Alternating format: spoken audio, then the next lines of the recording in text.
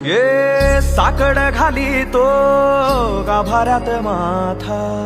आभाळावरून राहू दे र किरपा नमन तुझे मी करीतो र देवा भरून झरू दे तुझी चर किरपा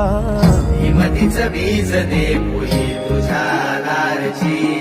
उभं राहू वादळी ना भीती कुणाची साथीला तू राहू मी वाट चालतो खडतर वांगडी असो दूरची